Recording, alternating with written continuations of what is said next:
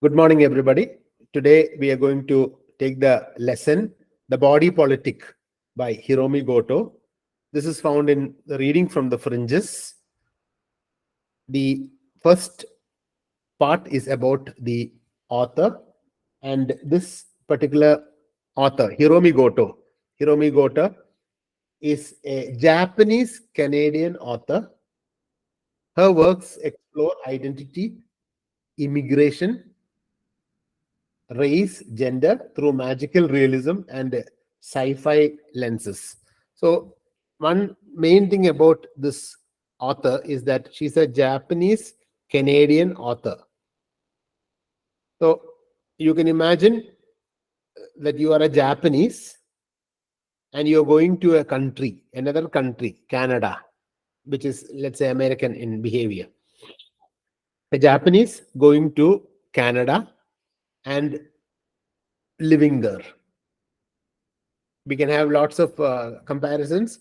Let's say after your education, after your job, once you get a good job, you may move towards Bangalore, Karnataka. You may move towards Chennai, Tamil Nadu. You may move towards Hyderabad, Andhra, Telangana. You can see sister coming down to Kerala, she learning Malayalam. And so you see, nowadays, lots of cross-border cultural activities are happening. And for some people, it is very difficult to adjust. Some people just do not like to adjust. I appreciate sister because you see, she's trying to learn as much of Malayalam as possible. The same way, when you go to another place, when I come to Karnataka, I try to learn as much as Kannada. I try to listen into the conversations so that I can also have a little bit of they can try to gather, I try to gather. So this is what we should do in a multicultural society. We should try to assimilate ourselves, or we should try to blend ourselves with the community. Thus, maybe our language might also have certain influxes or certain inclusions of their language. For example, if I talk with a person from North India, when that person talks a little bit of Hindi, like Samja or Kaise ho, immediately I understand what that person is intending. The same way, when you go to another country, you might be saying chaya, and immediately that person understands because chaya is chai, is tea, is that the language is it blends with all the regions. So this is what we are all doing. Now imagine the same thing. Suppose you get married, you're getting married to another person in that particular state. Let's say you are getting married to a Kannadigan, or you're getting married to a Tamilian, or you're getting married to a Telanganian. Then again, there'll be difficulties, of course. And with difficulties, you start to understand their culture, you start to understand their language, and the next generation, the children will be maybe fluent in both the languages of the mother and the father. This sort of cross-border culturation is now becoming more and more common. Pakshe, in the time of Hiromi Goto, Japanese ഓതറാണ്, ജീവിക്കുന്നതാണ്, ഒരു queer ഓത്തറാണ്. She feels that the Japanese, because of their structural complexion, അവരുടെ മുഖം, their face is definitely different from a Canadian. അപ്പൊ അതുകൊണ്ട് for her to adjust into the Canadian system is a little bit difficult. But she is now going to talk about the difficulties that she faces as a Japanese in Canada. So you can imagine that a lot of people from Japan came to Canada, and Canadian culture ആയിട്ട് blend ചെയ്തുകൊണ്ടിരിക്കുക. They're trying their best to blend in the Canadian society. But of course, certain characteristics will mark them out. നമ്മളിപ്പോൾ ഇന്ത്യക്കാര്, even I've had this when I went to the Gulf. When I went to the Gulf as a teacher, naturally the students The students were all very happy. I mean, for them, there's no problem. The younger generation always has no problem because they are used to these things. So they see me as an Indian, of course. They call me Ustad, which is Ustad means teacher, and they listen just like you all are listening.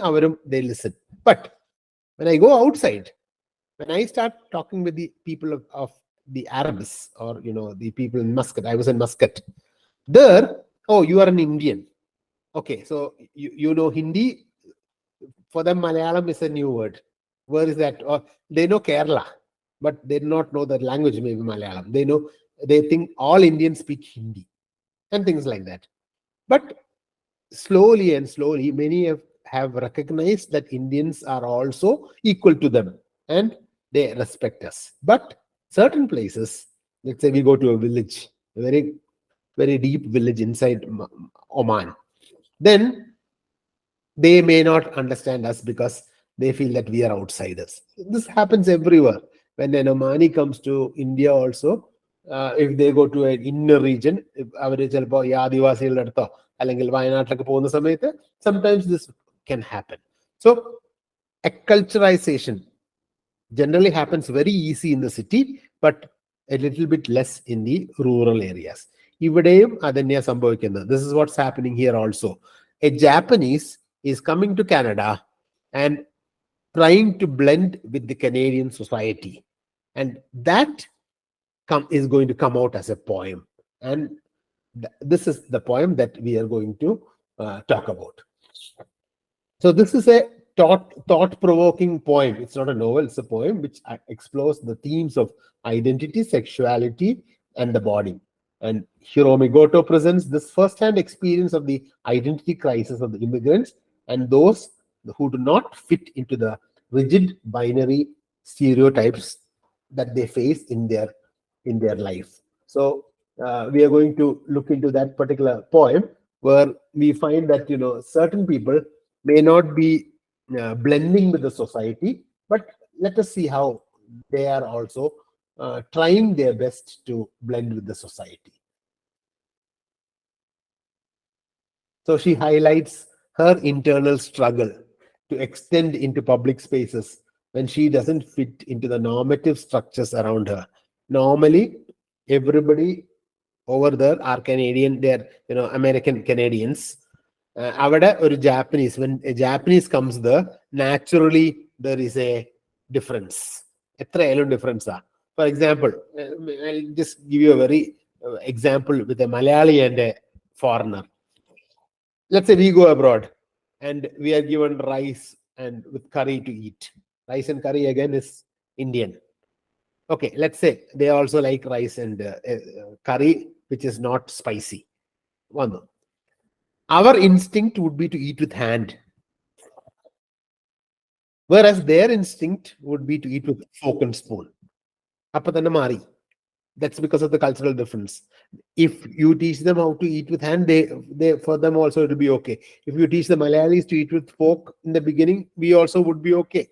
Pakshe, since we have not learned that, we are used to our culture, which is eating with hands, and they are used to their culture, which is eating with fork and spoon and knife.